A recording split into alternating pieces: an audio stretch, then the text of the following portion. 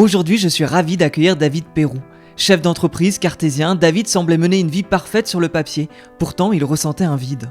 Et j'ai toujours voulu que ce que je fasse ait un sens. Or, je me suis rendu compte, au fur et à mesure que j'avançais dans mon métier, que plus on avançait, plus on faisait des gros projets, moins ils avaient de sens. Alors comment écouter réellement ses envies lorsque la vie va à 100 à l'heure ? Avec tous les problèmes que j'avais, toute la gestion qui reposait sur mes épaules, mon cerveau tournait à plein pot. J'étais sans arrêt en train de penser et j'avais pas l'espace pour recevoir les intuitions. Cependant, un événement va tout changer. Et un jour, j'ai pris une barque, il y avait des barques à disposition, et je suis allé m'assoupir au milieu du lac. Et au moment où je me suis assoupi, j'ai eu une énorme intuition. Quelle était cette intuition qui a bouleversé la vie de David ? Connecté à ses ressentis profonds et sa créativité innée est au cœur de cet épisode. Nous explorons également la conscience et le système de pensée avec David, passionné par le fonctionnement du cerveau humain. Actuellement, de par notre société, de par comment on est formé, de par ce que le système du travail, le système économique attend de nous, on est beaucoup plus dans le mental. Comment alors retrouver la sérénité dans notre monde moderne et plonger en nous-mêmes pour nous trouver ou retrouver ? Mais avant ça, je te laisse laisser 5 étoiles sur Apple Podcast ou Spotify, un petit commentaire et sur l'Instagram Osez by Nico, tu trouveras les vidéos pépites de cette interview. Bonne écoute. Salut David. Salut Nico. Comment vas-tu pour toi cette virée parisienne ? Écoute, c'est super. J'ai une activité très chargée ces temps, donc je suis arrivé tout à l'heure, je suis au Salon du Livre demain, et puis après je repars sur la Suisse pour une série de conférences. Mais ça fait toujours plaisir, en plus il fait grand beau, donc c'est très agréable. Ouais, moi je suis hyper content de t'avoir, parce qu'effectivement tu parles du Salon du Livre. Bah oui, je le montre à la caméra pour ceux qui sont sur YouTube. Devenez génial. Pour le coup, David Peroux, on dit Pérou, ouais, comme le pays. Comme le pays. Voilà, ouais. C'est pas le Pérou. On me l'a fait souvent, celle-là. Un doute, devenez génial à l'ère où les machines deviennent intelligentes, aux éditions Jouvence.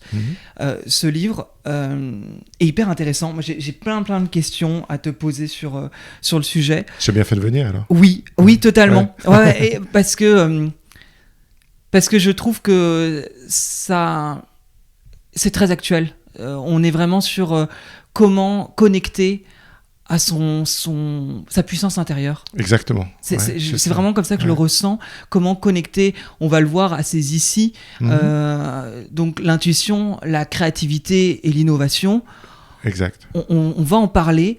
Mais avant, je t'invite à une soirée avec des amis. Ils ne te connaissent pas. Comment tu te présentes face à eux ? En principe, actuellement, quand je suis en soirée et qu'on me demande ce que je fais, je dis que je suis écrivain. Ouais. Mais c'est l'aboutissement d'un long parcours. Alors, si la soirée est longue et on a assez à boire et que les gens ont l'intérêt, je raconte tout ce parcours qui... J'imagine que c'est ta question, non ? Ouais. Tu veux qu'on on va parler de ton parcours. Mais en tout cas, aujourd'hui, ouais. Tu te présentes comme écrivain. C'est du coup comme ça que tu te présenterais, ton activité. Écrivain, conférencier. J'aime beaucoup aussi... je dirais l'écriture, je passe quand même la majeure partie du temps à écrire actuellement. Je sors un livre je sors un livre par année, donc c'est 6 mois d'écriture par année, donc ça me prend quand même pas mal de temps. Un petit peu, oui. Un peu, ouais. Mais autrement, j'aime beaucoup être en conférence et en atelier. Pour devenir génial, je donne pas mal d'ateliers de retraite et c'est une activité qui prend de l'ampleur et qui me passionne, qui me plaît beaucoup aussi. Ça m'étonne pas, parce qu'effectivement, même tu donnes pas mal de clés pour se connecter à sa propre intuition, à son écoute personnelle, et je pense que ça peut vraiment servir d'être accompagné. J'ai toujours pour principe, même pour moi, quand je fais quelque chose, c'est que lire c'est bien, mais c'est expérimenter, et si on n'arrive pas à expérimenter tout seul, se faire accompagner, ça peut être utile, quoi. Voilà, c'est un peu la suite logique du livre. J'ai écrit le livre et c'est vrai qu'il y a pas mal de gens avec le livre qui s'en sortent, qui arrivent à le faire seuls. En plus, le livre est accompagné de vidéos et d'audio pour arriver à faire les exercices. Mais j'ai aussi beaucoup de personnes qui et c'est comme ça que sont nés les ateliers, qui m'ont contacté et qui m'ont dit j'essaye, mais j'ai de la peine. Et puis, je me suis rendu compte, finalement, c'est des choses qui, finalement, quand on essaie de se connecter à nos ici, à son génie, on rentre quand même dans un état de conscience modifié. C'est pas quelque chose dont on a l'habitude. Donc, être guidé, c'est utile. Et puis, ça marche très bien en groupe. Il y a une énergie de groupe qu'on ne peut pas avoir quand on le fait seul avec les instructions qui sont dans le livre. Et je pense que c'est pour ces deux choses qu'on a tous beaucoup de plaisir à le faire en commun. Avant d'en arriver à écrire ce livre, à devenir écrivain, à avoir écrit des romans, même avant, on part de bien loin, parce que tu n'étais pas du tout peut-être prédestiné à ça de base. Ah non, mais ouais, vraiment pas du tout. Et c'est, en réalité, c'est pour ça que j'ai fini par écrire Devenez génial, qui est un peu un livre pour comment dire, pour un mode d'emploi. Remercier, ouais, un mode d'emploi. Mais ce que je voulais faire, c'est un peu honorer les intuitions. Parce que c'est une intuition qui m'a fait changer de vie, en réalité. Tu faisais quoi avant d'avoir cette intuition? Avant, j'étais chef d'entreprise. J'avais un institut d'études comportementales où justement on faisait des études de marché, des études de comportement sur les passagers aériens. Donc on était leaders mondiaux dans ce domaine-là. J'avais des employés dans une trentaine d'aéroports, dans une vingtaine de pays. Et c'était un gros bateau à gérer. C'est très sérieux. Ouais, en plus c'était très sérieux. On riait pas beaucoup.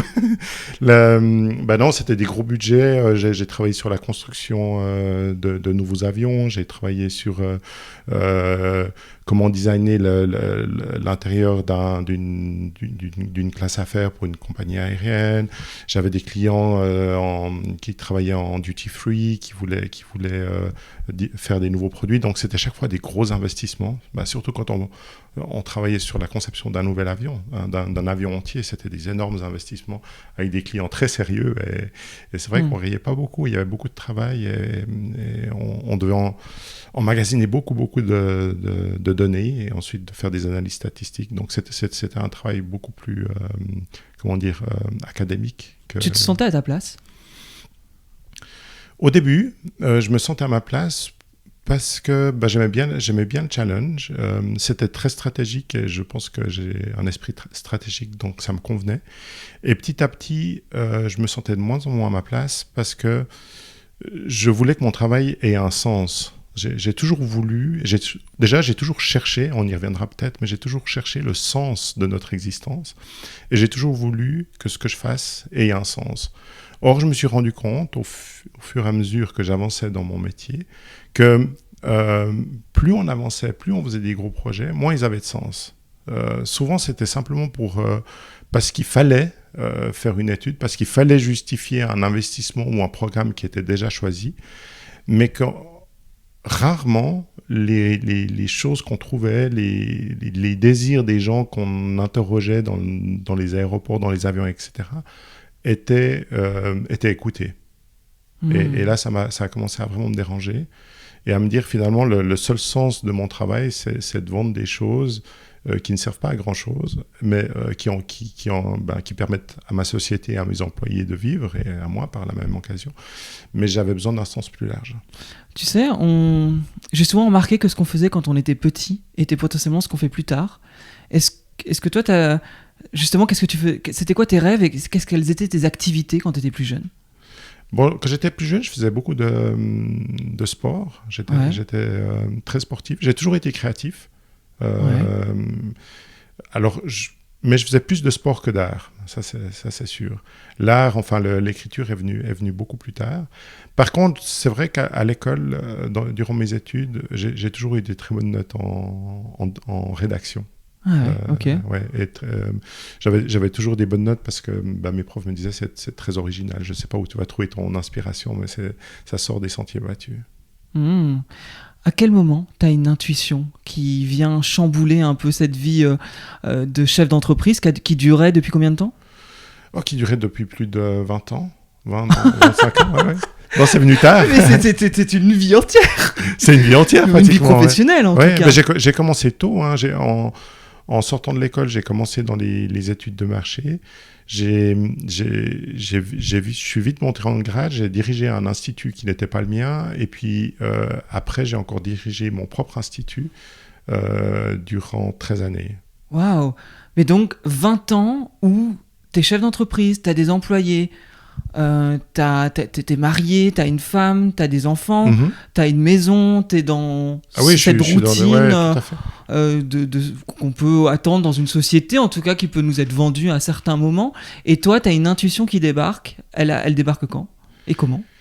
Alors, cette intuition, peut-être, avant d'expliquer l'intuition, je suis obligé de te dire, d'avouer que j'avais une vie parallèle.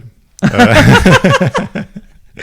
Ouais, ok. J'avais une passion qui n'était pas celle de mon métier. Ouais. Et ça dure depuis très longtemps. Depuis que je suis adolescent, j'ai la passion de ce que j'appelle maintenant, mais je ne le savais pas à l'époque, les sciences noétiques. Et les sciences noétiques, c'est au fait la compréhension scientifique de ce qu'est la conscience. À l'époque, je ne le savais pas. À l'époque, comme je te l'ai dit avant, ce qui m'intéressait, c'est de savoir quel était le sens de notre existence. Pour moi, ce n'était pas concevable de vivre ma vie sans y trouver une sorte de mode d'emploi, sans connaître les règles du jeu. Je me disais finalement, je suis quelqu'un de très analytique, de très académique, et je me disais, une vie, c'est des millions de décisions. Si on n'a pas une boussole pour prendre ces décisions, comment on fait ? J'adore. Ouais, ok. Ouais. Donc ça c'est quelque chose qui m'a passionné. Et du coup, je me suis dit, mais pour comprendre le sens de la vie, il faut déjà comprendre ce qu'est la vie. Donc je me suis intéressé à ce que c'était la vie, comment elle était apparue sur Terre. Puis j'ai remonté, de fil en aiguille, je suis remonté dans le temps. Je suis arrivé au Big Bang et puis ça m'a pas satisfait parce que pour moi une explosion qui arrive comme ça de nulle part, c'est pas une explication qui me convenait. Et je me suis dit mais il faut que j'aille chercher ce qu'il y avait avant le Big Bang. Et là on m'a dit oh c'est compliqué, il faudrait que tu te mettes à la physique quantique. Je me suis mis à la physique quantique. Et puis, coïncidence, si les coïncidences existent, alors que j'étais plongé dans la physique quantique et j'essayais de comprendre ce que c'était que ce monde, mais ça me paraissait déjà plus en lien avec ce que je cherchais, on m'a offert le livre de Raymond Moody, La vie après la vie.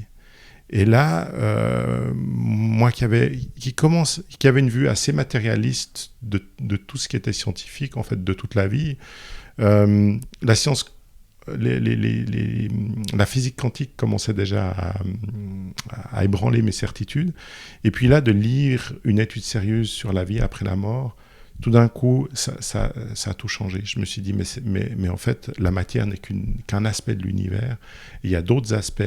Et ces autres aspects sont tellement intéressants que quand le corps physique meurt, il y a quelque chose qui reste. Il y a quelque chose qui reste. Et qu'est-ce que cette chose ?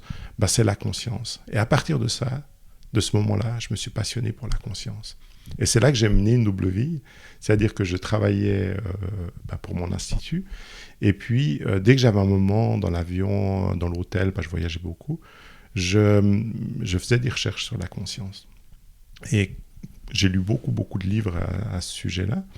Et et ça n'a pas suffi, donc après j'ai commencé à interroger des gens, des scientifiques, des philosophes, mais surtout, et ce qui me passionnait le plus, c'était d'interroger des gens qui avaient expérimenté des états de conscience non ordinaires. Ouais. Ton parcours est... on comprend mieux. En tout cas, là, je comprends mieux qu'il y avait... ça se voit, de toute façon, au début du livre, il y a des chapitres, les 2 premiers chapitres sont quand même axés sur... justement les secrets de notre conscience. Exact, c'est ce vers quoi tu vas. Et effectivement, ce que j'aime bien, c'est que y a un côté où tu dis des choses, mais tu expliques des choses par rapport à ce que tu as étudié, ce que tu as compris, et sur potentiellement 20 ans de recherche. Exactement. De cette passion qui à côté t'a mené aujourd'hui à ce que tu écris et ce que tu fais comme conférence. Exactement, ouais. Et puis, alors pour répondre à ta question d'avant, je menais vraiment ces 2 vies parallèles et je ne voyais pas comment je pouvais faire le pont. C'est-à-dire que je pensais, ma vie c'est ça, elle est scindée en 2. Il y a un côté où je gère mon institut, puis il y a un autre côté où je m'instruis. Je cherche ces règles du jeu, je cherche ce que c'est que la vie, ce que c'est que la conscience. Mais à force de faire ça, les gens que j'interrogeais me disaient, mais David, tu te rends compte que tu commences à en connaître un wagon sur la conscience, pourquoi tu partagerais pas ton savoir ? Puis je dis, mais tu veux que je le partage comment ? Je suis pas quelqu'un de public, j'ai pas de légitimité parce que je suis pas un chercheur agréé, et puis j'ai pas de talent. Voilà, à part te le raconter à toi, à mes amis, quand on fait des repas le soir, si ça les intéresse, je vois pas à qui je partagerais ça. Puis de plus en plus me répondaient, mais tu devrais écrire quelque chose. Et au bout d'un moment, je les ai crus. Et je me suis dit, je vais essayer d'écrire quelque chose. Puis j'ai essayé de faire un gros résumé sur tout ce que j'avais appris sur la conscience. Donc 20 ans de recherche, j'ai commencé à écrire une sorte d'encyclopédie sur la conscience qui avait aucune saveur. En fait, c'était juste un résumé de tout ce que j'avais appris. Puis, en fait, quand je me relisais, je m'embêtais. Donc, je me suis dit non, c'est vraiment pas fait pour moi. J'ai pas le talent d'être un artiste. Par contre, ce que j'ai commencé à me dire, c'est que j'avais trop étudié la conscience par la lunette scientifique. Et j'étais devenu un peu comme le professeur. Ou tu sais, comme le marchand de vélo qui s'est réparé tout le vélo, mais qui n'est jamais monté sur un vélo. Et là, je me suis dit, essaye quand même maintenant. T'as tous ces gens qui te témoignent comme c'est merveilleux, comme ils sont entrés dans des états seconds, ils ont eu des réponses aux questions essentielles de leur vie. Pourquoi tu ne ferais pas comme eux? Donc, en fait, ce que j'ai fait, j'ai abandonné mon projet d'écriture, puis j'ai commencé à pratiquer. Et cette pratique m'a amené à une retraite spirituelle aux États-Unis qui était animée par Eckhart Tolle. Le pouvoir du moment présent. Le pouvoir du moment présent.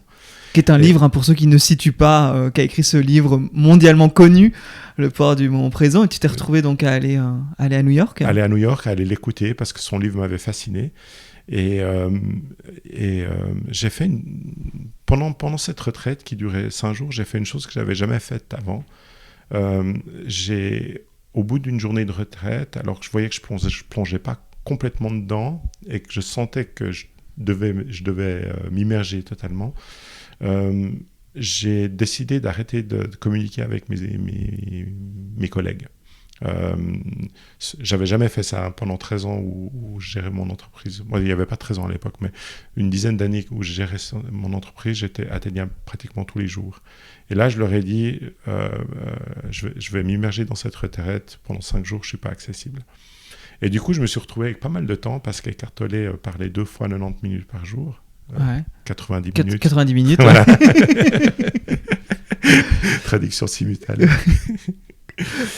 Et je me disais, mais je vais faire quoi de ce temps? Et on était dans un endroit vraiment magnifique. Et il y avait un petit lac. On était en automne, donc les couleurs étaient magnifiques. Et un jour, j'ai pris une barque. Il y avait des barques à disposition. Et je suis allé m'assoupir au milieu du lac, baigné par ces couleurs rouges, ocre et jaune de l'automne. Et au moment où je me suis assoupi, j'ai eu une énorme intuition qui m'a dit, au fait, il faut que tu écrives, mais il faut que tu écrives de façon ludique. Il faut que tu racontes il faut que tu partages tes connaissances sous forme de roman. Et là, ça fait boum, boum, boum. J'ai eu une décharge d'adrénaline. Il n'était plus de question de m'assoupir. J'ai eu la chair de poule. Et je me suis dit, au fait, je viens de recevoir la réponse à une question que je savais même pas que c'était une question, en fait. Je savais même pas que c'était un problème. Mais c'est vrai que je pense que si j'ai eu cette passion pour les sciences nométiques, c'est pour la partager. Et à ce moment-là, j'ai su non seulement que je devais la partager, mais j'ai su comment. Ouais. Et là, j'ai écrit pendant la retraite les premiers chapitres de mon premier roman. Et l'expérience était tellement différente de la première fois. Je suis tout de suite rentré dans une sorte de flow créatif. Je voyais les images de mon roman défiler devant mes yeux. Et puis j'étais en joie. Chaque fois que j'écrivais, c'était génial. J'étais comme un enfant qui regardait l'histoire se dérouler et puis j'avais qu'à la transcrire. Petite question, est-ce que le fait d'avoir cassé ta routine, de te retrouver à New York avec des gens différents dans une retraite et du coup être entouré d'un cadre différent qui t'amène à te connecter à toi au moment présent, parce que j'imagine que ta retraite était axée là-dessus. Évidemment. Est-ce que c'était le fait de casser tes patterns qui a potentiellement créé cette intuition, ou est-ce que tu penses que c'est une intuition qui aurait pu arriver même chez toi? Non, je pense que... En tout cas, pour moi, il a fallu la méthode forte. Donc, il a fallu vraiment cette retraite axée sur le moment présent. Il a fallu que je coupe de ma routine, effectivement. Je coupe de mes problèmes. En réalité, je pense que le souci que j'avais en tant que chef d'entreprise, c'est que j'étais tout le temps en train de m'occuper de quelque chose. Je recevais à peu près 200 emails par jour et je passais mon temps à gérer des problèmes. Et je n'avais pas d'espace pour le reste. Et le fait d'arrêter a permis finalement... Je pense que l'information, ça fait longtemps qu'elle devait m'arriver. Mais c'est moi qui la bloquais par un rythme de vie beaucoup trop actif. Et je le dis bien dans le livre, avec tous les problèmes que j'avais, toute la gestion qui reposait sur mes épaules, mon cerveau tournait à plein pot. J'étais sans arrêt en train de penser. Et j'avais pas l'espace pour recevoir des intuitions. Tu dis à un moment donné, moi c'est une phrase qui m'a marqué parce que je la trouve tellement vraie. Le mental crie et l'esprit chuchote. Ouais. Et effectivement, quand on est dans notre quotidien, on n'entend pas cette voix-là. Et ce que tu partages là me fait tellement écho. Et je pense que, tu vois, même mes interviews, il n'y a pas forcément toujours de hasard. Elles arrivent à des moments clés. Et aujourd'hui, j'ai terminé à France 2. Je bosse à France 2 à l'année, enfin à la saison. Donc c'est pas à l'année, c'est 8 mois dans l'année. Et ensuite, j'ai 4 mois de vacances. Enfin, 4 mois de vacances. Je fais autre chose. Ouais, tu as voilà, le podcast et plein d'autres choses. Mais en tout cas, c'était mon dernier jour aujourd'hui. Le dernier jour avant les 4 mois de pause. Ouais, je reprends pas avant fin août. Et là, on est en avril. Ouais. Et j'ai senti En fait, ces derniers jours, mes fins de journée, je dois limite prendre un Doliprane parce qu'il y a tellement de choses à penser à faire. Entre gérer des investissements IMO que j'ai en Bretagne, entre gérer mon podcast, entre gérer une envie de voyage que j'ai, entre gérer ma comptabilité du moment, puisqu'on est en la période fiscale, etc. Exact, ouais. Entre gérer France 2, mon mental est tellement en train d'hurler tout ce qu'il faut pas que j'oublie, que je pense, que j'en arrive à avoir des mal de crâne le soir, de devoir prendre des Doliprane, d'avoir mon moral qui est en dents de scie totale. Bien sûr. Et là où je me sens bien, c'est le matin, quand j'ai dit stop une nuit et que je repars. Et le matin, ça va, sauf que la charge augmente jour après jour. Et encore, tu as de la chance parce que tu dors bien la nuit. Tout à fait. Visiblement, ainsi le matin t'es bien, parce qu'il y a beaucoup de gens, moi y compris quand j'étais chef d'entreprise, qui de temps en temps, si je devais me réveiller à 3-4 heures du matin, le truc se mettait en marche, et puis je l'arrêtais plus. Donc en fait, les pensées peuvent être excessives au point de nous bloquer de toute intuition, et de nous empêcher de dormir. Donc ça devient rapidement une spirale négative, voire infernale. Ouais. Tu dis dans le livre qu'il y a entre 6 000 et 60 000 pensées à la journée. À la journée, ouais. Ce que j'ai trouvé dingue, c'est que 95% sont répétitives et que 80% seraient négatives. Rien que ça, en fait, ça me paraît dingue parce qu'effectivement... pour moi, quand je vois ça, il y a un problème dans l'être humain, du coup, de se retrouver dans un moment présent et un moment pur où on peut connecter à quelque chose qui est autre que ce mental qui hurle via ses pensées qui sont négatives et répétitives, et jour après jour, ça continue, quoi. Ouais. Écoute, on a en moyenne l'homme occidental, mais je dis l'homme occidental, mais maintenant quand tu vas en Asie, tu te rends bien compte qu'ils vivent comme nous, donc je pense que c'est la même chose pour eux, a en moyenne 30 000 pensées par jour. Et cette moyenne, comme tu l'as dit avant, elle a une variation qui est énorme, vu que ça peut passer de 6 000 à 60 000. Alors, 6 000, je pense que c'est un peu le chiffre, c'est le chiffre idéal en tout cas pour recevoir de l'intuition, pour être dans le moment présent, pour être bien. Et puis 60 000, on est à l'excès total où je pense qu'on dort plus la nuit. Donc maintenant, avec 30 000 de moyenne, on est pratiquement tous et toujours dans l'excès. Il y a peu de gens qui savent gérer leurs pensées. Déjà parce qu'on ne l'a jamais appris. On n'a jamais appris qu'on générait des pensées excessives. Et puis ensuite parce qu'on vit quand même dans un monde où on est sursollicité. Ouais. Et puis c'est vrai que c'est ton livre où, à l'ère où les machines deviennent intelligentes, les machines font tout pour nous. Il y a ChatGPT qui débarque, qui travaille pour nous. Le téléphone vibre constamment avec des notifications. Après, ça dépend à quel point on est connecté, mais il y a quand même une surconnectique. Ouais. Je sais pas si c'est comme ça qu'il faut dire, mais enfin qui est présente. Ouais. Toi, j'ai quand même besoin de comprendre, c'est que là, tu as une intuition qui te vient, écrire de façon romancée pour mettre à contribution tes connaissances, mais dans quelque chose de beaucoup plus ludique, qui te mette en joie dans un flow. T'écris ce roman en combien de temps, ce premier roman ? Le premier roman, j'ai mis 9 mois pour l'écrire. Ouais, ce qui est assez symbolique. C'est assez symbolique, ouais. Ok. Et tu sens que tu as mis le doigt sur quelque chose ? Tu as conscience, parce que là, c'est vrai que ce livre, on voit que tu es un peu dans l'explication de qu'est-ce que tu as mis en pratique pour arriver à cette connexion. Mais à ce moment-là, tu as conscience que tu as mis le doigt sur quelque chose ? Cette retraite a été ce déclic de « il y a quelque chose d'autre que je dois expérimenter dans ma vie ?» Oui, parce qu'au moment où je commence à écrire mes romans, je sens que je suis aligné avec ce que je dois faire. Et ça procure de la joie, ça procure de la passion. Et ce qui en sort, c'est beau, dans le sens où, comme je t'ai dit avant, j'avais essayé d'écrire un livre, mais je l'avais fait avec mon mental. Et c'était ennuyant. J'avais pas de plaisir à l'écrire, donc je me forçais. Et puis, j'ai pas eu de plaisir à le relire. Je l'ai partagé avec personne.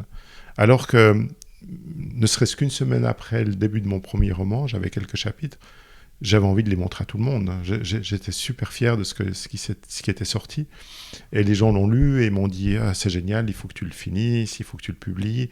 Et puis, voilà. Après, tout le monde m'a dit « tu vivras pas du métier d'écrivain, garde ta société ». Donc, j'ai fait ça. J'ai écrit mon deuxième roman. Donc, mes deux premiers romans ont été écrits en parallèle. Je faisais mon métier, plus j'écrivais à côté.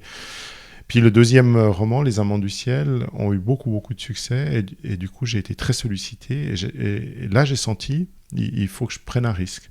C'est-à-dire que j'étais très bien quand je faisais mon métier d'écrivain, et j'étais mal à l'aise quand je faisais mon autre métier, celui que j'avais toujours fait. Mal à l'aise pour deux raisons. Déjà, ce manque de sens dont on a parlé au début de l'interview.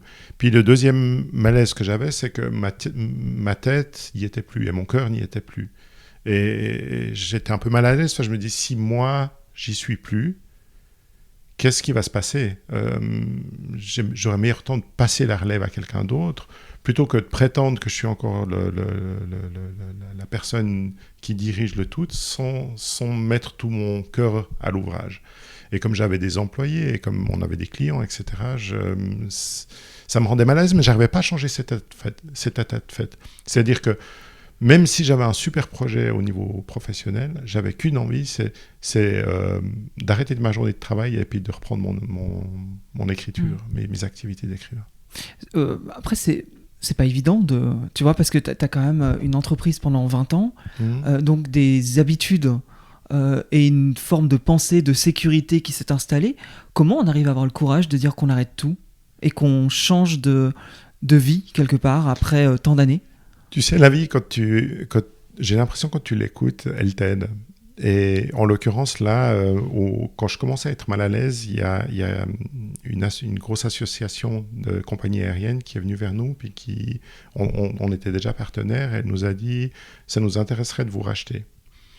Et on a commencé, et moi j'ai tout de suite été très positif. J'avais un associé avec moi, lui était moins positif, mais ça nous a permis de commencer à faire des discussions sur un futur achat de la société. Et après, mon associé n'a pas voulu, mais notre conseiller, qu'on avait dû engager dans ce processus, a trouvé une astuce pour que mon associé puisse me racheter mes parts. Et je pense que voilà, juste le fait de me laisser aller dans mon activité qui me passionnait, donc ma nouvelle activité d'écrivain, a fait en sorte que la vente de la société s'est presque faite toute seule. Ah ouais. Et en plus, elle s'est faite juste avant le Covid, et comme on était des spécialistes du voyage aérien, le timing a été vraiment très chanceux pour moi.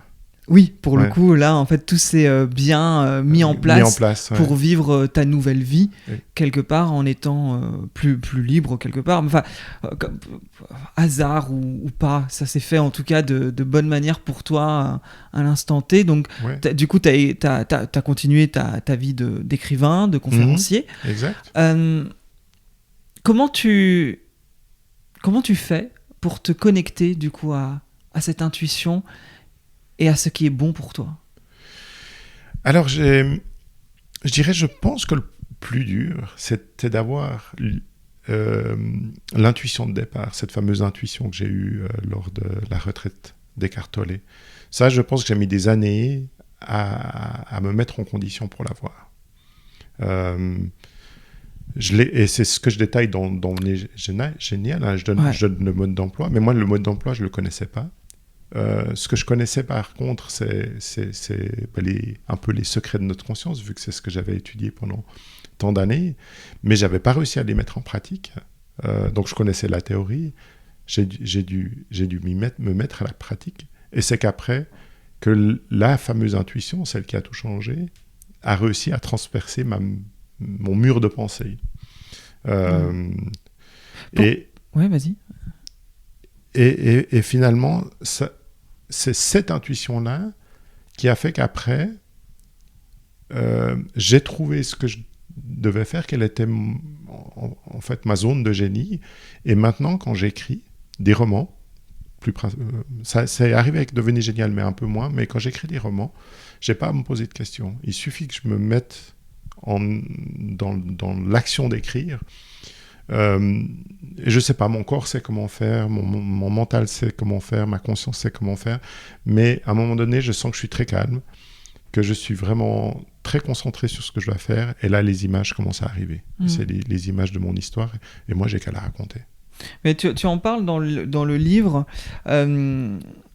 En gros, c'est à votre conscient esprit. Enfin, en gros, non, c'est pas en gros, tu le dis. C'est à votre conscient esprit et non à votre conscient mental qu'il faut confier la mission d'accéder à ses intuitions, sa créativité ou son innovation. Donc, tu mets en parallèle, en tout cas en face à face, le conscient esprit et le conscient mental. Et j'ai le sentiment que c'est ce qui est très compliqué dans notre société aujourd'hui. Il y a ce mental qui est très présent, d'ailleurs qui n'est pas à mettre à la poubelle selon moi en tout cas. Non, absolument pas, il est très utile. Mais justement, trouver le juste milieu entre ce qui est dans notre tête, dans ses obligations, dans l'ego, dans le mental, et tout ce qui est beaucoup plus subtil, justement, qui chuchote. Je trouve que c'est... c'est vrai que je dis je, parce que je trouve que c'est compliqué en fait. Ah ben c'est pas facile parce que tu as utilisé le mot-clé, tu as utilisé le point d'équilibre. Et le point d'équilibre, et je pense que l'humain a été conçu pour être au point d'équilibre, mais que simplement, actuellement, de par notre société, de par comment on est formé, de par ce que le système du travail, le système économique attend de nous, on est beaucoup plus dans le mental. C'est facile à expliquer, hein, on est là pour produire, en fait, le système économique actuellement a besoin qu'on produise de l'intelligence que j'appellerais du QI. Et ça, c'est une production de notre mental. Donc, on se surentraîne, on est des experts à créer de l'intelligence mentale. Il n'y a que certaines personnes, pas en marge, mais qui font des métiers différents, justement des métiers créatifs, etc., qui, eux, ont plutôt intérêt à aiguiser leurs intuitions, pour être artiste, pour créer quelque chose de nouveau. Mais la majorité des gens, on leur demande surtout d'être le plus efficace possible avec leur mental. Et on est formé pour ça. Finalement, comme c'est un besoin de la société, tout le système éducatif s'est mis au diapason et fait en sorte que dès 3-4 ans, on apprend à lire, à écrire, on apprend vraiment à utiliser les fonctions Alors, j'aime pas forcément utiliser le nom cerveau gauche, cerveau droite, parce qu'on sait que c'est pas exactement comme ça, que le cerveau est interconnecté. Mais les gens comprennent bien ça. On a longtemps dit que le cerveau gauche, c'était le cerveau rationnel, le cerveau organisationnel, et puis le cerveau droite, c'était le cerveau créatif, c'était le cerveau connecté. Et je pense que depuis tout petit, on est habitué à se connecter au cerveau gauche et très peu au cerveau droite, à part si on a une fibre artistique depuis très jeune et on l'exerce. Et en réalité, simplement, le fait de suivre l'éducation normale, de suivre un parcours de vie normal, fait que le curseur ne sera pas à ce fameux point d'équilibre que tu as mentionné, mais il sera trop, et je ne parle pas du tout de politique, il sera trop à gauche, c'est-à-dire qu'il sera trop dans la rationalité, trop dans le mental. Et toute la technique de devenir génial, c'est finalement de revenir au point d'équilibre, déjà de prendre conscience, parce que des fois on est tellement déséquilibré qu'on n'a même plus conscience que cette voix dans notre tête qu'on entend, ces 30 000 pensées par jour qu'on génère, ou plus, c'est pas l'entier de notre personnalité. Nous, on est composé de deux choses. On est composé, comme tu l'as dit avant, de cette conscience mentale, et c'est elle qui génère nos pensées, c'est elle, cette voix dans la tête qu'on entend au quotidien. Et puis, mais on est aussi fait, le corps humain, et on le sait, c'est les grandes découvertes que beaucoup ont fait, et moi qui m'ont étonné quand j'ai vraiment plongé dans les secrets de notre conscience, c'est qu'on est aussi, le corps humain est fait pour émettre et recevoir de l'information comme un poste radio, comme un poste télévision, comme un téléphone portable. Et ça, on est très très peu conscient. Et finalement, c'est de là que nous parviennent nos intuitions, ce que j'appelle nos intuitions, la véritable créativité, la véritable innovation. Mais c'est drôle parce que, enfin c'est drôle, c'est pas drôle du tout d'ailleurs, mais je sais que pour moi la méditation c'est une des clés pour se connecter au moment présent et justement à ces intuitions que tu partages dans le livre. Je sais que c'est bon pour moi et pourtant je le pratique pas tout le temps. J'ai fait l'un des... tu partages des audios, il y en a un pour comprendre ses pensées, une méditation... Pour observer ses pensées. Voilà, pour observer ses pensées. Ça m'a fait tellement de bien, parce qu'en fait, en observant mes pensées, j'ai observé tout ce qui était en cours, exact. Ces fenêtres qui n'étaient pas fermées, et ça m'a fait tellement de bien d'en prendre conscience. C'est-à-dire que j'ai beau savoir que la méditation est bien pour moi, il a fallu lire ton livre, faire ta méditation pour comprendre que c'était bien pour moi. Mais je me dis, c'est quand même fou, sachant que tu sais quand même que ça peut te faire du bien, et de finalement devoir relire, tu vois, que c'est bien pour mettre en action et expérimenter à nouveau, en fait, ça. Ouais, le truc, c'est que, et même moi, des fois, on est tellement pris, on est tellement dans une société qui n'est pas au point d'équilibre, qui est trop dans le mental, qu'on est tellement pris dans le flow qu'il faut de temps en temps un livre, une méditation guidée ou quelque chose pour nous en rappeler. Et même si on sait que la méditation est bien pour nous, on n'a pas forcément toujours le temps d'en faire. Et des fois, et c'est à mon avis le plus problématique, c'est que des fois on va se forcer à faire une méditation, mais on va faire une méditation où on sera dans notre mental. Parce qu'en fait, la méditation, pour moi, c'est la piste noire. La piste noire, noir foncé. Dans le sens où, si tu l'as fait, si tu es un expert en méditation et que tu l'as fait correctement, ben oui, c'est génial, tu vas accéder au moment présent, tu vas accéder à tes ici, tu vas arrêter tes pensées. Mais si tu n'en es pas là, tu vas simplement t'asseoir, fermer les yeux, te mettre en condition. Mais en fait, tu vas devenir une chambre d'écho pour tes pensées. Parce que les pensées, elles ne vont pas s'arrêter. Et elles vont continuer à bam, bam, bam, à venir. Et puis au final, la demi-heure de méditation va pas être agréable. Parce que ce qui est agréable dans la méditation, c'est de sentir le vide. C'est d'aller au-delà du rideau de pensée. Si on n'y arrive pas, si au contraire les pensées se déchaînent, alors c'est bien parce qu'on prend la discipline d'en faire chaque jour. Donc ça, c'est positif. Ça veut dire qu'on met en route quelque chose quand même pour accéder à ces ici. Mais c'est moins agréable parce qu'on n'arrête pas ces pensées. Et le but, c'est quand même de stopper ses pensées. Du coup, il y a des exercices dans Devenir génial qui sont de l'ordre de la piste verte, de la piste bleue, de la piste rouge, pour que quand on arrive à la piste noire, à la méditation, on soit prêt.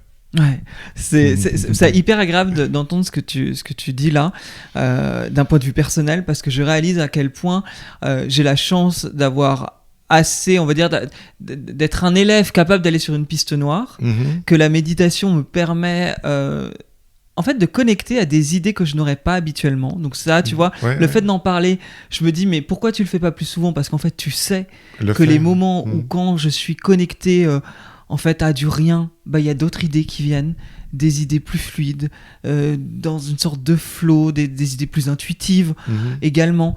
Et tu vois, ces derniers temps, de par tout ce que j'ai à faire, j'ai commencé à avoir beaucoup de pensées, de croyances, de pensées qui sont très négatives. Et je me rends compte à quel point en ce moment, en étant en surcharge, je me dis mais en fait, t'es pas assez bon, t'es pas assez productif, t'arrives pas assez à faire ci, à faire ça, en fait t'es nul. Ton podcast, il est pas comme tu voudrais, il marche pas assez, il est pas comme ça. Et puis regarde, suite à une rupture, je suis célibataire depuis bientôt 1 an. Ceux qui écoutent le podcast sont au courant.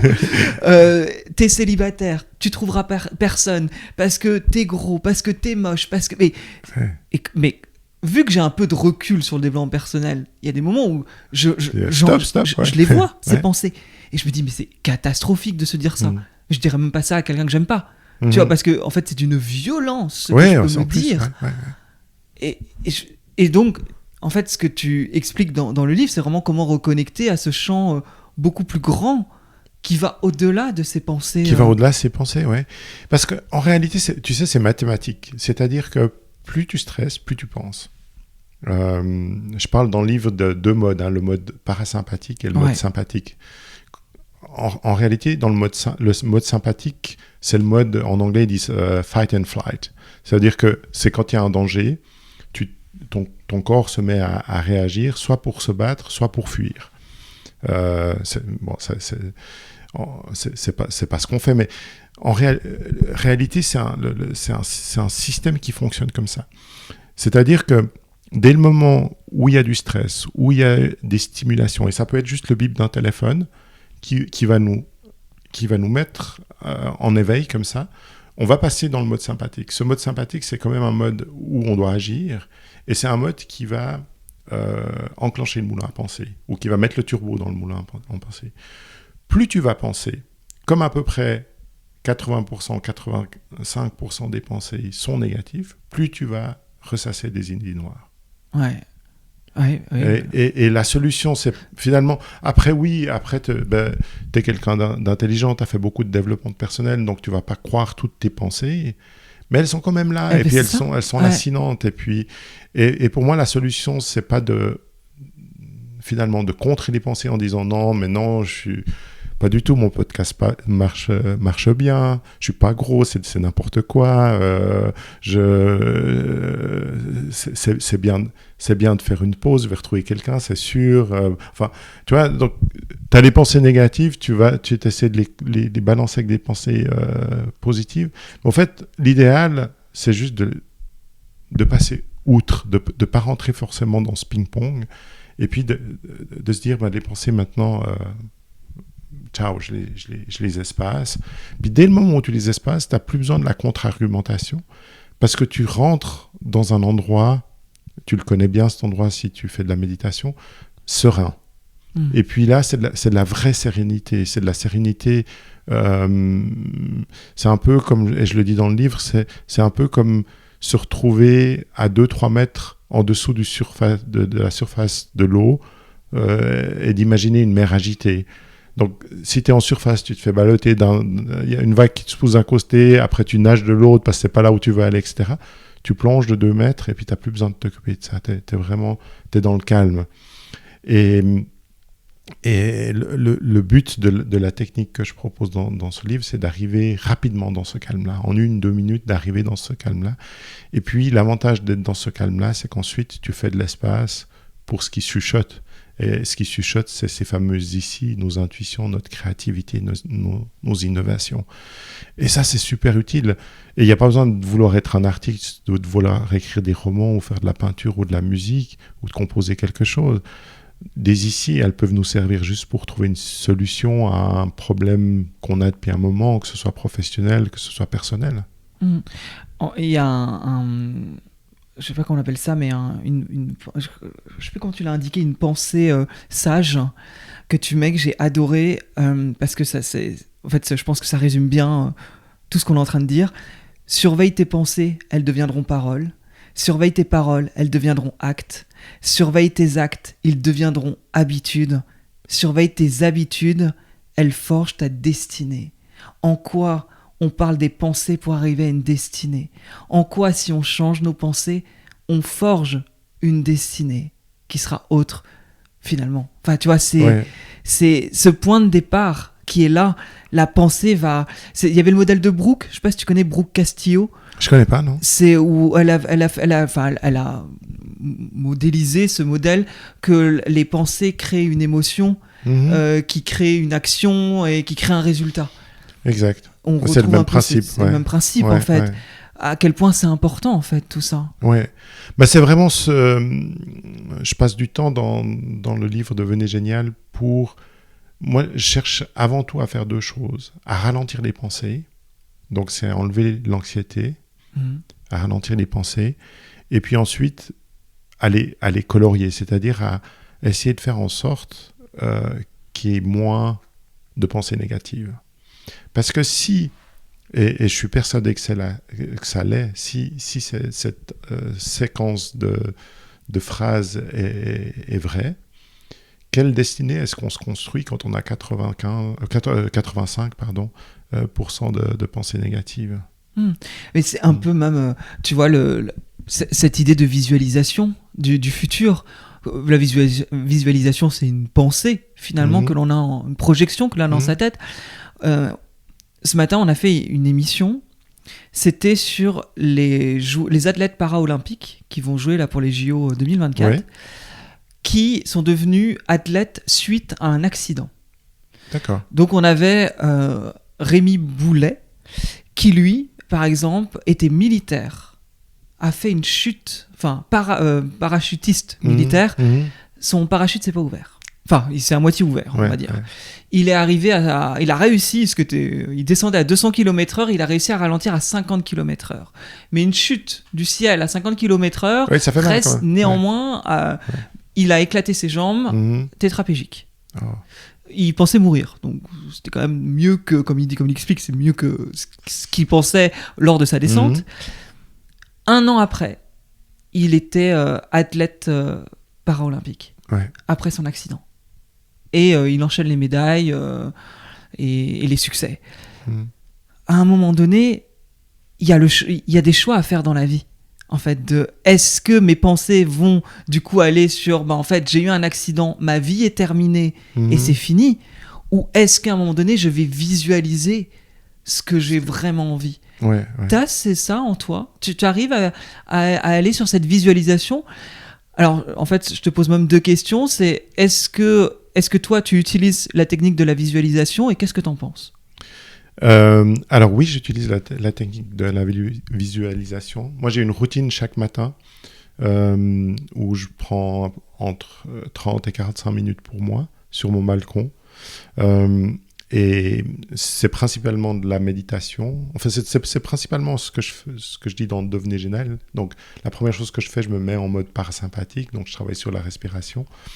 Et puis après, j'ai une technique de méditation. D'abord de la méditation vide, puis après, je fais quelques exercices, notamment des exercices de visualisation. Et là, j'essaie toujours de visualiser et de matérialiser et de rendre aussi réel que possible le futur que je me souhaite et que je souhaite aux gens autour de moi. je viens de comprendre un truc. Enfin, de toute façon, tout ce que tu racontes, moi, me parle énormément. Ton livre me parle parce que je pense que ça me. Enfin, je pense que ça parle à beaucoup de gens. Là, évidemment, ça parle à. Enfin, je fais l'interview, donc je fais ce que je veux. Mais il y a vraiment ce côté où je t'ai dit que j'avais eu quelques soucis techniques avec mes micros ces derniers temps. Et la dernière fois, quand j'ai eu un souci technique où j'ai dû courir chez moi à 3 minutes, récupérer des micros et que j'étais pas sûr que ça allait fonctionner, je suis revenu ici, il y avait l'invité qui m'attendait, j'étais gêné, j'avais chaud, donc je testais des nouveaux micros, j'étais pas sûr que ça allait marcher. Enfin, franchement, je me suis pas trouvé bon dans l'interview parce que j'arrivais pas à être connecté réellement moment. Ouais.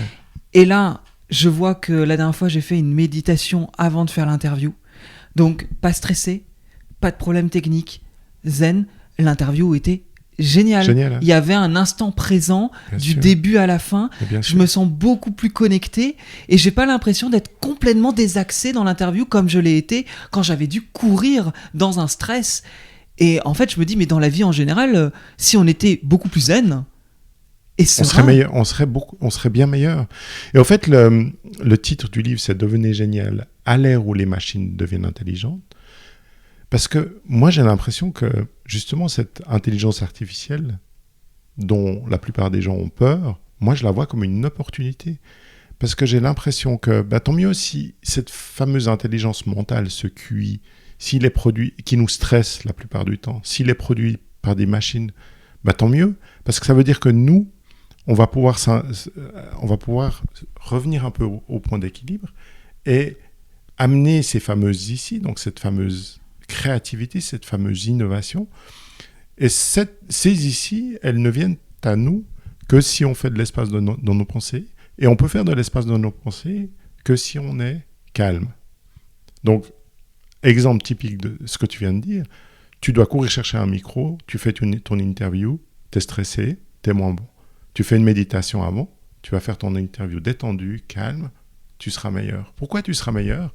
C'est parce que tu reçois ce que j'appelle dans le livre les ici en perspective. C'est-à-dire que si tu es vraiment connecté avec la personne, et ça c'est valable pour une réunion de travail, c'est évidemment valable pour un podcast comme celui-ci. Pour un c'est date. Valable pour... Pardon ? Pour un date, un rendez-vous. Ouais, pour un date, bien sûr, évidemment. Plus que tout. C'est vraiment valable pour tout ce qui est relationnel. Et même plus que ça, même une promenade avec son chien dans la nature.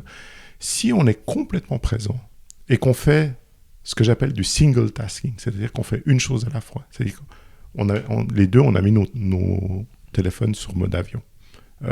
C'est normal, on ne veut pas que ça sonne en plein milieu d'un podcast, mais moi, j'ai l'habitude maintenant, je mets mon téléphone sur mode avion si je fais une entrevue, si je reçois quelqu'un, parce que je veux être, comme on est maintenant, je veux être complètement connecté à ce que je fais.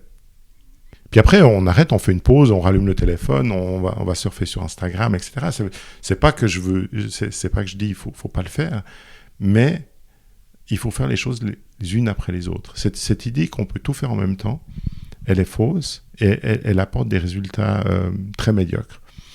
Dès le moment où on est vraiment bien, on est connecté, on commence à recevoir des ici, même en perspective, parce que notre lien, c'est tout ce qui compte pendant cet instant T, et alors on devient bien meilleur. Et je coach pas mal de cadres d'entreprise, de dirigeants, et ils me disent tous, après quelques sessions, une des premières choses que je leur apprends à faire, c'est d'être entièrement avec les gens. S'ils font un entretien avec un client, d'être entièrement avec eux, et ils disent tous, mais les résultats sont nettement supérieurs à ceux dont j'ai l'habitude.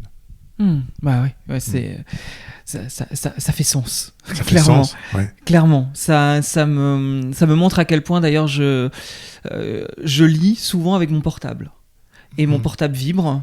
Du coup, je regarde mon portable et je mets 10 minutes à revenir dans le livre. Oui. Et je sais qu'il faut que j'éteigne mon portable ou que je le mette en silencieux quand je lis, parce que je me rends compte comment je perds en concentration constamment avec ce foutu portable, finalement. Ouais. J'en ai conscience et je le fais pas. Ouais. Dans le livre, il y a une partie où tu parles de la prise de décision. T'en parles.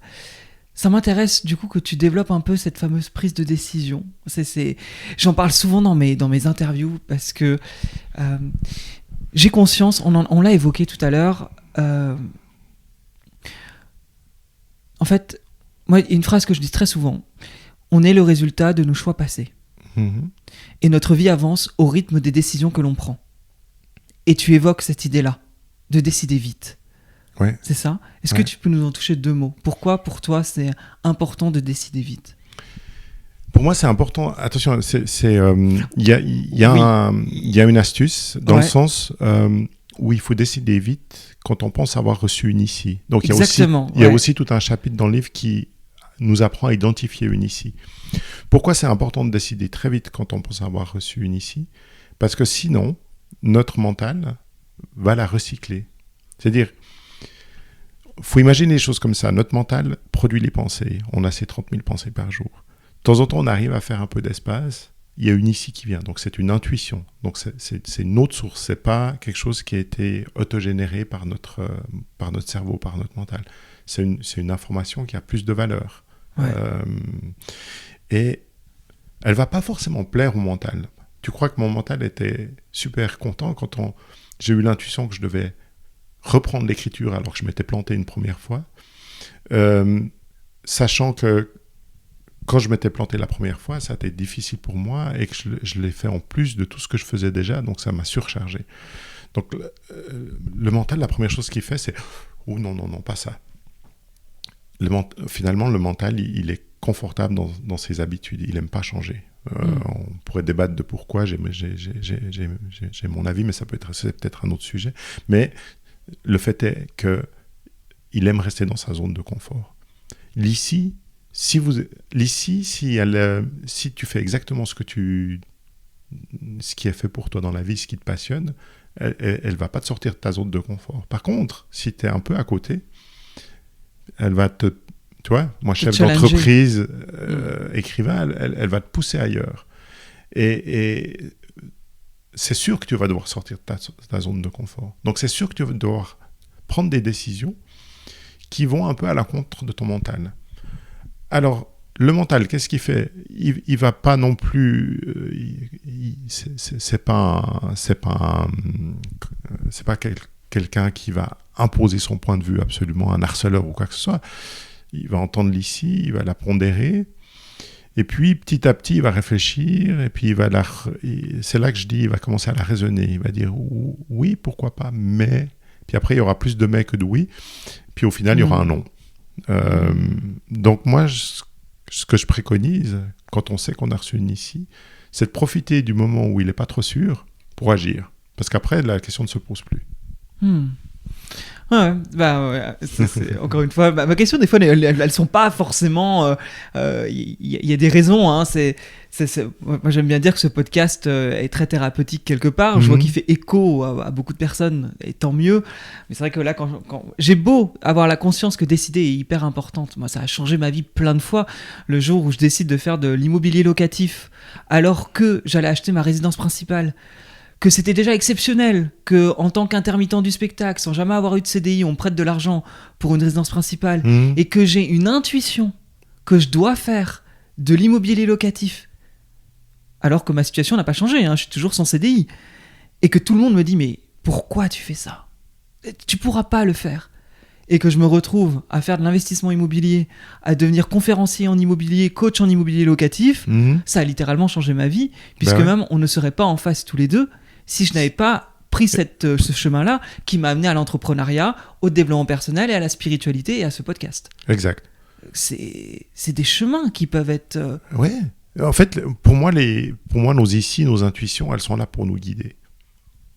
Et après, on en fait ce qu'on veut. Et il y a le danger, justement, que le mental n'aille pas dans la bonne direction. Donc, si on a une intuition, et l'intuition, on la sent, parce que en anglais, on dit gut feeling, je le démontre dans le livre, c'est gut feeling parce que l'intuition, elle est reçue par le corps. Et elle n'est pas reçue que par la tête. Dans les tripes. Elle est reçue dans les tripes, elle est reçue dans le cœur. Donc, quand on sent ça, il faut y aller. Il faut y aller. Si on n'y va pas, on va le regretter un jour. D'ailleurs, j'ai un chapitre du livre où je dis si vous pensez ne jamais avoir reçu d'ici, ou si vous n'êtes pas sûr d'en recevoir, suivez la piste des regrets. Parce que souvent, on se dit après, ah tiens, j'aurais dû. Ah, ouais. Mais moi-même, je me fais encore avoir. Hein. L'autre jour, je sais plus, ça fait 6 mois, j'ai l'intuition, un peu, c'est ton histoire d'immobilier locatif qui m'a rappelé ça, j'ai l'intuition que je dois acheter des bitcoins. Et je m'étais toujours juré que je comprends pas les bitcoins, je vois pas à quoi ça sert, je m'étais toujours juré que je le ferais pas, que c'était trop spéculatif. Ouais. Et j'ai l'intuition, pendant mes 45 minutes du matin, où justement je laisse venir mes ici, que c'est ce qu'il faut faire. Je l'ignore. Ça revient plusieurs jours de suite. J'ignore. Et puis aujourd'hui, si je regarde le jour où j'ai eu cette intuition à aujourd'hui, il a doublé de valeur pratiquement. Alors je ne l'ai pas fait. Ben c'est à classer dans la piste des regrets. Ouais. J'ai une question, c'est la question de Tata Jacqueline. C'est la question de Tata Jacqueline.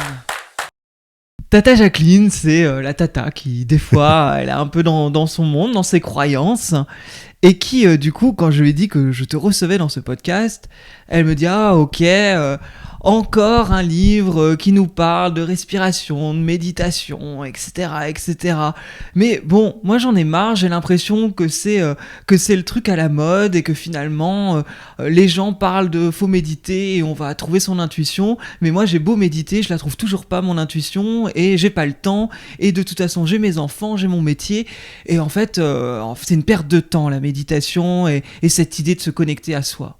Qu'est-ce que tu répondrais à quelqu'un qui balaye un peu cette idée-là? Je dirais dans ce que dit Tata Jacqueline, il y a deux choses. Hein. Je la comprendrais vis-à-vis de la méditation, parce que, et c'est vraiment ce que je dis dans Devenez Génial, c'est commencer pas par la piste noire si vous n'avez jamais skié.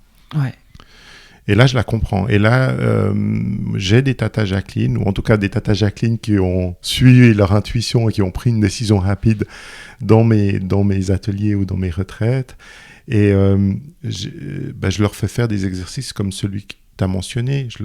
D'abord, je leur fais faire des exercices de respiration qu'ils ne connaissent pas, parce que il y a des techniques de respiration très rapides, vraiment pour les gens stressés, qui vraiment nous mettent en mode, ce fameux mode parasympathique, c'est presque du switch on and off. Donc quand j'ai une personne comme ça et qu'elle est d'accord de m'écouter, je lui fais tout d'abord ressentir. Je trouve que c'est la meilleure des choses. Du coup, je lui fais faire un exercice de respiration qui dure moins d'1 minute et elle va passer en mode parasympathique. Si Tata Jacqueline est stressée et qu'elle passe en mode parasympathique qu'une fois par jour, c'est-à-dire au moment de l'endormissement, elle ne va pas en revenir. Elle va se dire « Ah, mais je suis bien là. Ah, mais c'est sympa. » Puis après, j'enchaîne souvent avec l'exercice que tu as mentionné. Quand Tata Jacqueline est tout d'un coup bien pour la première fois, je lui dis « Mais maintenant, j'aimerais que tu fasses un petit truc, ferme les yeux, essaye d'aller observer tes pensées. » Et pour la première fois, Tata Jacqueline, elle va se retrouver dans sa conscience-esprit et plus dans son mental. Parce qu'on ne peut pas observer ses pensées de son mental, vu que c'est lui qui les crée. On est obligé de sortir. Puis là, de nouveau, elle va dire « Ah, il y a quelque chose. » Je ne sais pas, j'arrive pas à le dire, mais je me sens différent. Et je crois que c'est vraiment ça. Je crois que les mots, finalement, convaincre un mental... parce que Tata Jacqueline, c'est son mental qui ne veut pas de changement. Convaincre un mental qui ne veut pas de changement par de l'argumentation, ça sert à rien. Ben, ça ne sert à pas grand-chose. Ouais. Mais par de l'expérimentation. Et je le fais tout le temps en conférence maintenant. Je ne l'avais pas fait, je crois que tu étais venu au Salon Zen, je l'avais fait. Oui, ouais. Ben oui. Je l'avais ouais. Qui était hyper intéressant, tu avais fait descendre les respirations, je ne sais plus Ouais. combien de respirations on a en 1 minute. En temps normal, c'est combien? Voilà, ben écoute, normalement, quand on est en mode sympathique, donc quand on est suractivé, on est à peu près à 15-20. Ouais, puis quand on est en mode parasympathique, on doit être à moins de 7. Ouais, 6. Moi, c'est vrai que là, quand j'ai fait l'exercice, j'étais redescendu à 6, c'est ce que tu indiquais. Et bah, ça n'a rien à voir, hein, effectivement. Ça n'a rien à voir, ouais. Donc ça, c'est finalement, voilà, en conférence, je le fais toujours. Je demande aux gens de compter leur respiration. Puis si je vois que la plupart des gens sont stressés, parce que quand on est au-delà de 6, on est stressé, je leur donne une astuce qui dure moins d'1 minute pour revenir en mode parasympathique. Et là, j'ai pratiquement plus rien à dire. C'est-à-dire les gens le ressentent au plus profond d'eux-mêmes. Ils ont fait le switch et j'enchaîne justement sur quelque chose d'autre qui leur permet d'espacer les pensées. Et j'ai beaucoup de gens qui viennent après les conférences puis qui disent, c'est incroyable, c'est la première fois de ma vie que je me sens comme ça. Ouais. Puis je dis, mais tu sais que c'est un état naturel. Tu sais qu'on devrait passer de l'un à l'autre au moins 20 fois par jour. Ouais. Qu'est-ce que t'as osé de plus grand dans ta vie? T'as osé, t'as osé, t'as osé. Mais qu'as-tu vraiment osé de plus grand? Ben, je pense que ce que j'ai osé de plus grand, c'est de vendre mon entreprise pour devenir écrivain. Ah. C'est le plus grand challenge. Ouais, C'est un sacré gap. ouais, c'est C'est un énorme. gap C'est énorme. ouais. Et t'es heureux aujourd'hui? Ouais, super. C'est quoi pour toi le bonheur? Le bonheur, je crois que c'est vivre de sa passion. C'est faire sa passion, c'est d'être passionné par ce que tu fais. Tu vois, là on parle d'un sujet que je connais quand même par cœur. J'ai écrit un livre et ça me passionne. Ouais. Il n'y a pas de routine. Ouais, t'es dans ton flow. Ouais. En fait, t'es dans ce flow, dans cette passion. Mais en fait, cette passion que t'as depuis ton adolescence. Ouais, mais effectivement, je crois que ce qui m'a libéré, c'est de l'exprimer. Ouais. Parce que quand je la gardais pour moi, il manquait quelque chose. Je ne le savais pas, hein. Comme je t'ai dit avant, je ne savais pas que j'étais fait pour partager ça. Mais à la base, j'étais quelqu'un de très analytique et plutôt timide. Et du coup, c'était logique. Pour moi, comprendre les choses, ça me suffisait. Je n'avais pas besoin de les partager. Et j'ai dû découvrir ça. C'était pas naturel pour moi. Mais une fois que je l'ai découvert, je me suis rendu compte que c'était passionnant. Je pense qu'on peut terminer là-dessus. Moi, j'ai adoré, et ce qu'on peut vraiment retenir, c'est qu'effectivement, toi, tu as réussi à changer de vie à partir du moment où tu t'es écouté, où tu as eu... c'est passé par une retraite qui t'a connecté en fait à ton ressenti intérieur, que tu as eu cette intuition qui t'a dit allez, vas-y, tu as pris une décision, tu as changé de vie, et aujourd'hui, dans ce livre justement, tu es là pour expliquer comment on peut se reconnecter à soi. Ouais. Et en fait, tout ce que tu dis fait tellement sens pour moi que là même en discutant avec toi, je me dis mais pourquoi je le mets pas en place plus souvent? Pourquoi? Tellement que c'est logique qu'en lisant ton livre, en fait, je me dis, mais quand même, mais fais-le. Ne fais pas que lire, expérimente, sois dans l'action. Et c'est ça que je trouve fascinant. Et si je devais donner un conseil ultime et final aux gens, c'est ça, effectivement. Lisez des livres pour comprendre comment ça fonctionne, mais surtout expérimenter, parce que c'est un peu comme la balade en nature ou la course à pied. Si on n'en a jamais fait, on ne voit pas trop pourquoi on en ferait. Puis la première fois qu'on en fait, on est un peu... on est dérangé, quoi. C'est pas dans nos habitudes. Puis très vite, ça nous apporte un bien-être énorme. Et dès que ça nous apporte un bien-être, on n'arrête plus. Du coup, pour ceux qui veulent retrouver le livre « Devenez génial à l'ère où les machines deviennent intelligentes », David Perroux. La couverture toujours sur YouTube, sinon de toute façon il y a également le lien dans la description pour cliquer, aller directement voir le livre, te retrouver sur ton Instagram aussi, je mets le lien, ton site internet? Ouais, volontiers, c'est davidperroux.me.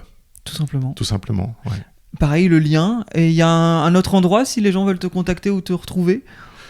Non, je dirais sur le site internet, j'ai vraiment toutes les dates de mes retraites, de mes ateliers. J'ai la description de tous mes livres. Puis sur Instagram, sur les réseaux Instagram et Facebook, je partage ça et les autres choses comme mes venues dans les salons, les conférences que je donne, etc. Donc je pense qu'avec les deux choses, on est... Ouais. Comme quand tu es au salon du livre. Alors là, ils le verront pas parce que le podcast sera pas sorti. Oui. Mais en tout cas, pour voir les prochaines sorties officielles de David en France et ailleurs. Mais ce fut un plaisir d'être en ta compagnie, en tout cas. Partagez, Nico, c'était super. Merci beaucoup. On a expérimenté un lien de présence qui était très agréable. Hein. Clairement. Ouais. À bientôt. À bientôt. Salut. Merci. Merci d'avoir écouté cet épisode jusqu'au bout. J'espère vraiment en tout cas que cet échange avec David Perrault a pu t'inspirer.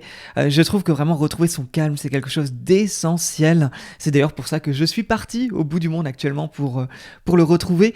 Et vraiment, enfin voilà, si tu veux aller voir plus loin, je sais que David tu peux lire son livre, mais si tu veux aller plus loin, David fait des séminaires et notamment à Paris. Donc tu peux regarder son site, tu as les dates et peut-être qu'il y a là une date qui sera proche de quand tu écouteras l'épisode, donc n'hésite pas à regarder parce que justement, comme on disait un peu dans l'interview, c'est important des fois de se faire accompagner quand on n'arrive pas à le faire soi-même.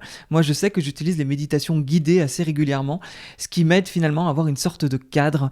Et c'est aussi pour ça d'ailleurs qu'en Colombie, j'ai fait une retraite silencieuse qui était organisée parce que je ressens ce besoin d'avoir un cadre. Bon, j'aurai l'occasion d'en parler dans des épisodes solo et d'avoir plein de choses à dire sur ce sujet. En tout cas, merci encore pour vos écoutes. N'hésitez pas à laisser 5 étoiles sur Apple Podcast ou Spotify, ainsi qu'un petit commentaire. Et sur l'Instagram, vous pouvez m'envoyer un message, vous pouvez partager les vidéos aussi, les petits reels, les réels que je poste. C'est toujours un grand plaisir de voir le soutien que vous me donnez. Je vous dis à très bientôt pour un nouvel épisode. Salut!